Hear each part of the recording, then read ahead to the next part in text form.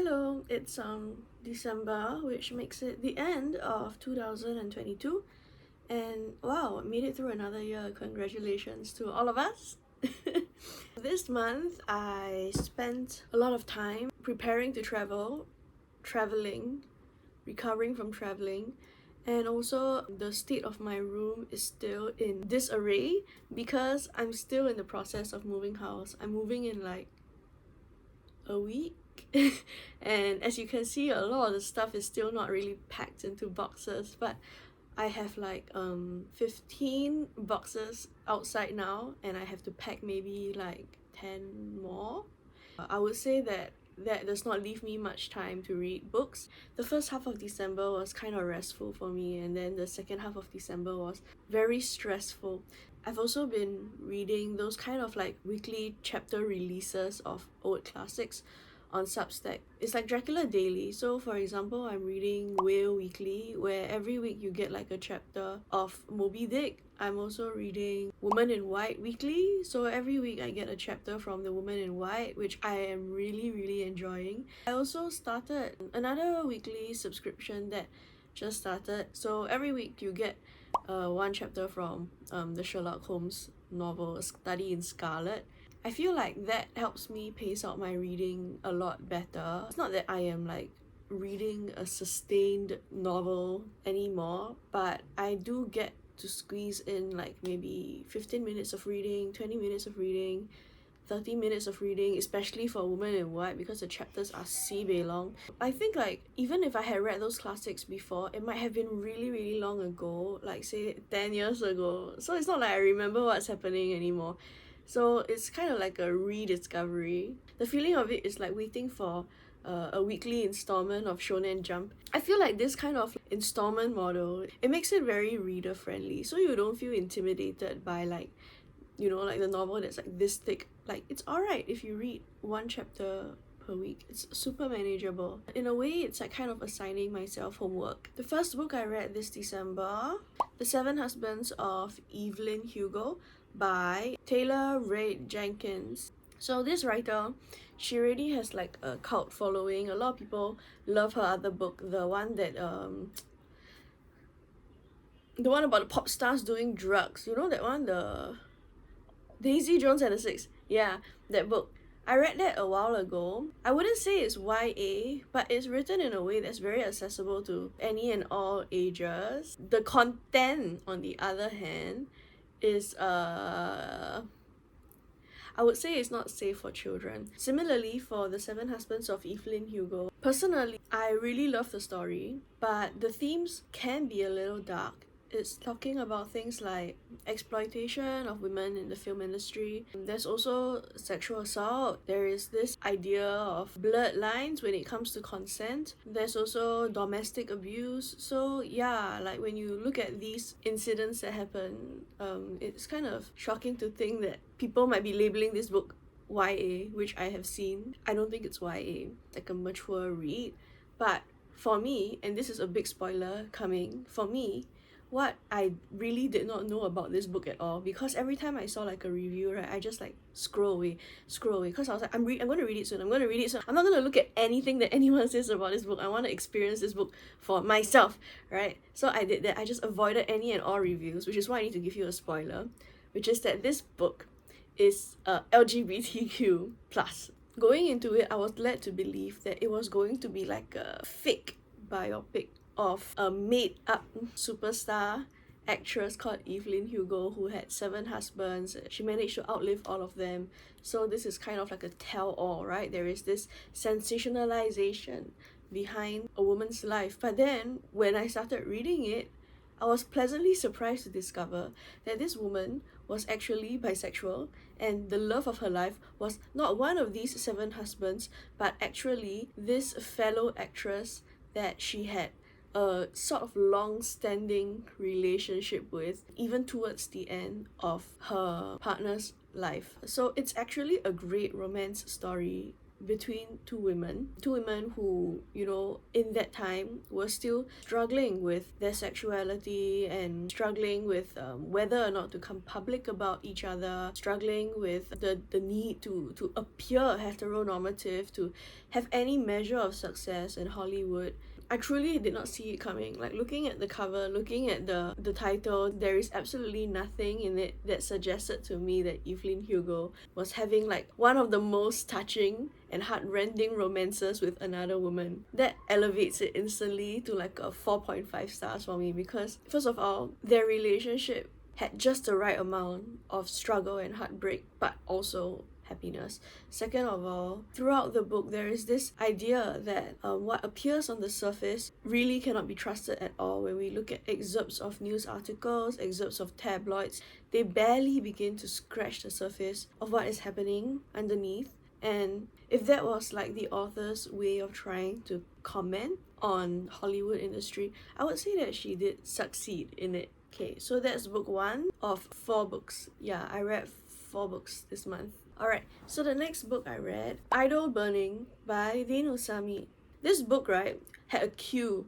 It had a queue on Libby. I just sort of like saw the synopsis somewhere and I thought that it would be very interesting to read. So I joined the queue and then I found out that there was only like 1 copy in Libby and there were like 5 people waiting for it. And I was like, oh my god. So I kind of just put my hold in and I forgot about it. I just completely forgot about it.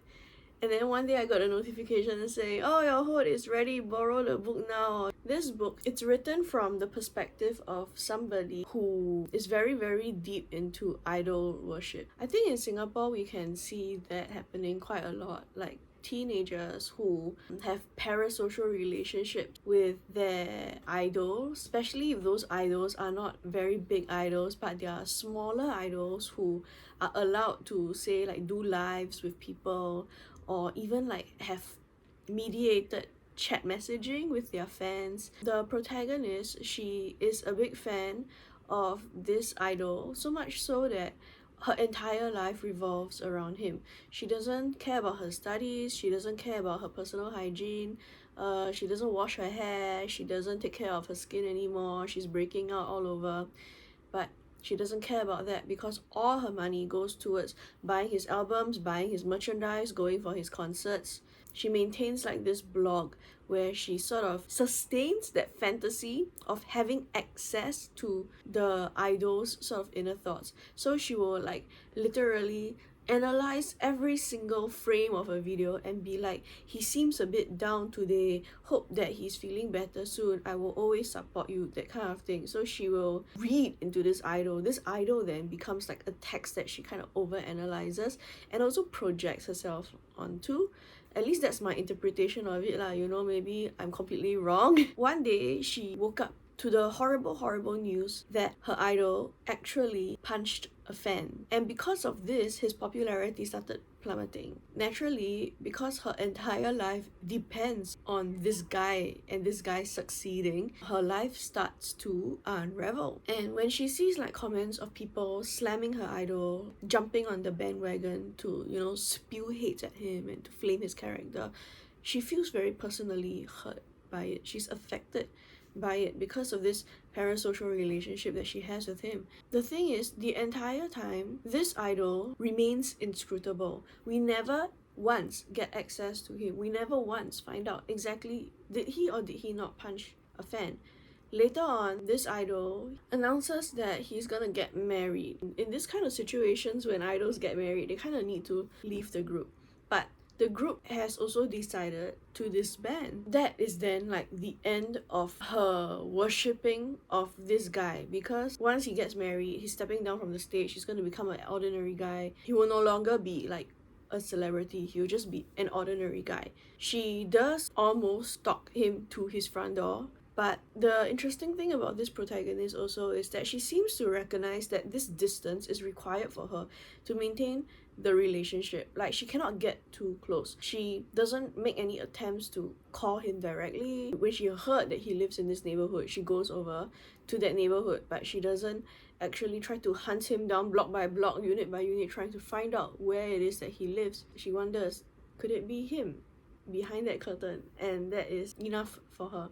she recognizes that she cannot be the one to go and shatter her own illusions. So there is this like level of like self-awareness in the protagonist that I felt like redeemed her a little bit. And I think for this book, what made it a 4-star read for me was that towards the end, the author's note, she mentioned that this book was kind of dedicated to her younger brother who was unable to fit into Japanese society, especially the conventional education system. She likened these people's struggles with having to write backwards all your life. And then when you write backwards already, people are like, see, I knew you could have done it if you tried. It's very dismissive, it's very reductive of the effort that they put into, because not everybody is able to look at life or able to do certain tasks that we kind of take for granted, and we assume that if they don't do it, it's because they are lazy. But through her protagonist, she's trying to show that it's not that they are lazy or that they don't want to do it, it's that they sometimes physically cannot. There is a mental block. They are just built different, and we need to be a bit more like allowing and more forgiving and more accepting of that fact. In her afterward, she also apologizes to her brother. She said that she felt that she was one of those people who gave him that kind of comment before, like you should just try, don't be lazy. And she wanted to bring attention to the fact that this kind of mindset was wrong. She also did say that her brother went to a different kind of school with a very different kind of educational path, and he's like flourishing there now. So it was never like him in the first place, it was his environment that just didn't suit him. I felt like that afterward really threw into perspective her entire story, because if I didn't read the afterword and I only read the story, I wouldn't have understood maybe as clearly that we were meant to feel sympathy for the protagonist. We were not supposed to view her as some kind of like loser fangirl with no life. That kind of thinking was what she was trying to debunk in the first place.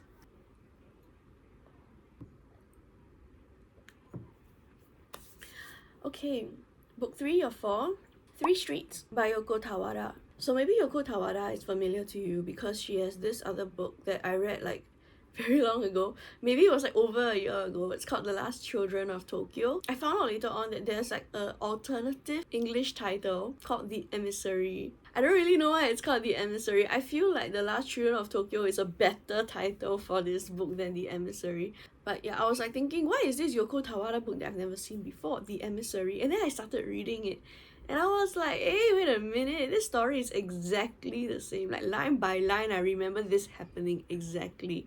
What's happening? Then I found out that it's just like it's like those kind of like US, UK editions, then they got different titles as a result. 3 Streets is more of like a novella than a novel. It's very short. Online, it's about maybe 100 pages. It's just 3 short stories. Afterwards, I found out that the author is actually like living in Berlin, and she actually writes in both Japanese and German. I was very perplexed. I was like, why is she writing about 3 streets in Berlin, Germany? What's going on? And then I found out it's because she lives there. I would say that I didn't really enjoy this book as much as I enjoyed her other book. I was quite confused when I was reading it. I mean, I enjoy confusion most of the time. I enjoy not knowing what's going to happen. I enjoy being tricked by the author. But the whole gist is that there is a person. You don't know whether they are a man or a woman. It does not matter. But they have a partner who is a woman, as they have been for like 15 or 20 years. It is uncertain. This person is basically walking down like a street in Germany. I'm not going to try to pronounce the name for you because I know for sure I will butcher it. So I will just put it out here, okay? These are the street names over here, okay? These streets are famous and they are named after famous people. The protagonist goes to these streets. For some reason, maybe she has like a sixth sense or something, or maybe she's a mediator, she can talk to ghosts. The ghosts appear to her. So, for example, there is a ghost of a little boy who must have died like maybe like 100, 200 years ago. He's asking the protagonist to buy him sweets. And she's like thinking, sugar is not very good for children, but then again, you are dead, so maybe I buy for you. And then she buys him sweets. A book doesn't really need to have a grounding in reality to be a good or a readable book. I guess the only realistic thing is probably the setting, but then the story in it just it's a bit strange lah. Or it could be a translation thing, you know? So because these famous people, they're famous for maybe writing, or they're famous for writing poetry, they're famous for being an artist, when these famous people's ghosts show up, they often end up making the protagonist process their issues with them. So the protagonist, I also don't really know what she's doing. She's kind of like being an unpaid therapist for these ghosts. And sometimes she slips into the past and she lives out certain scenes that have already happened in the past from the position of the ghost that maybe possesses her. It's very, very hard to tell you what is happening in this book, because half the time I'm also trying to figure out what's happening in this book.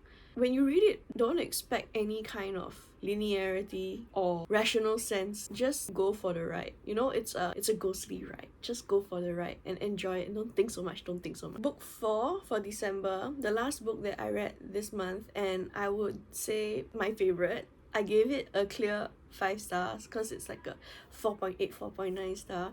It's Bunny by Mona Awad. She's a Canadian writer. When I was in Canada, I saw like some of her books on the shelves in the bookstores that I went to under the local literature shelf. But I didn't really like buy her books then. I feel like maybe I should have, because she's such a good writer. I really enjoyed this book. When I went in, I had no idea what to expect. And what I don't understand is why the rating is so low. Why is it that not everybody likes it? Because I thoroughly enjoyed it. And if I thoroughly enjoyed it, then everyone has to thoroughly enjoy it too, right? Just kidding.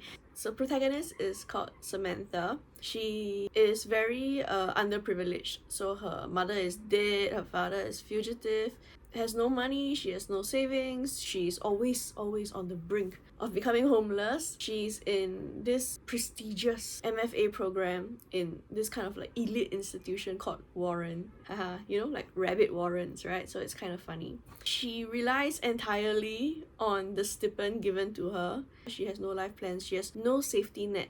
She only has one friend, this woman called Ava, who she met one day when she was sitting by one of the lakes near campus. Ava is a little bit like the opposite of her, in the sense that Ava lives life very fearlessly. Ava does not care for institutions, does not care for other people's regard. Ava is an artist who lives exclusively on tea and alcohol and cigarettes. And Ava does not want to be popular or accepted or like, you know, to live comfortably even. But deep down, Samantha does. Samantha is very envious of these 4 girls in her school. So these 4 girls, it's giving like Mean Girls, it's giving Pretty Little Liars. They are constantly described as like pink and white. So you know that they are white girls lah. Okay, and then they wear a lot of pink. They talk like bimbos. They are always like grabbing each other and squealing and saying like I love you, that kind of thing. I miss you so much. Yeah lah, I think if you go to school, you know what I'm talking about. There are people like that, right? Like groups of girls who behave like that. Confirm this is satire already. When you read something like that, you're like, she's satirizing the sort of like bimbo clique in school. Yeah, except this bimbo clique, they are Samantha's classmates. It's like just the 5 of them in one room with the professor. The 4 of them will obviously try to tag team, right? They will be like, oh, your writing is so incisive and so deep and it really speaks to the woman's condition or something like that. And then when it comes to Samantha's work that's being presented, they are like, oh, I don't know, it's kind of angry and abrasive, and they kind of like tear her down a little bit. I feel like it's borderline bullying. So the program that they are in is a creative writing program. It's called narrative arts. So they are all supposed to be writing stories. That is literally what they are paid for, to come to university, to write stories, to graduate with like a master's degree. What she finds out is that they have been turning wild rabbits that they just snatch off the streets downstairs into humanoid boy hybrids. I really don't know how to tell you this. For this book, it's very difficult to verbally explain. So for this book, when I was trying to wrap my head around it, I decided that it might be better to just write down. So I have like a written review, so I won't say much, also because it is impossible to tell you exactly what happened. So I'll just talk about like the way that it's written. The way it's written from Samantha's point of view is such that you don't ever know whether or not she is imagining it, or is she hallucinating? Is it the drugs that the clique gave her? Or is she just losing her mind because she was never really mentally stable to begin with? Or are these things actually happening? she doubts herself, we doubt her as the reader. What I find gratifying is that we find out only towards the end that she is in denial, but not about what we think she is. Every improbable, fantastical, horror genre thing that happens to her does happen to her. But the thing that we don't see coming is a truth that she has been keeping from herself all this time. Does that make sense? I hope it makes sense. So I think I will just put my review link below. I think that reading it before reading any other review is the better thing to do. A lot of the reviews, like mine, attempt to make sense of Samantha's experience, but in doing so, you're kind of also limiting it to a particular interpretation, which may or may not color how you read the book. So it's better, I feel, for everyone to just read the book themselves first and then read the reviews later on. So I didn't read any reviews at all. I just went into it blind, and then I wrote my review, and then I read other people's reviews, and I was like, oh, okay, it seems like we kind of have the same idea. I think overall, this book really is a critique of a particular kind of writer who is clearly incapable of producing anything original. All their work is very derivative. They end up relying or parasiting off the ideas and the works of those who are already less privileged than them to begin with. I think it's also kind of satirizing those kind of writers who go into writing to impress other people, not because they are genuinely passionate about it. These people that the author is kind of shading are also usually very sheltered and very privileged people. They don't even have the necessary life experiences to create life as you will understand after you read the book, and so they leech off those who have had maybe more suffering but also a richer inner life than them. I'm afraid that this review is extremely incoherent. Maybe you can read my written review. It's less incoherent. I wrote it in trickles. When something made sense to me, I added it in one by one. When something is fixed in words, it's always easier to understand it. Whereas when I have these thoughts and I try to deliver it to you verbally, it always comes out a bit more jumbled than I expected. So these are the 4 books that I read.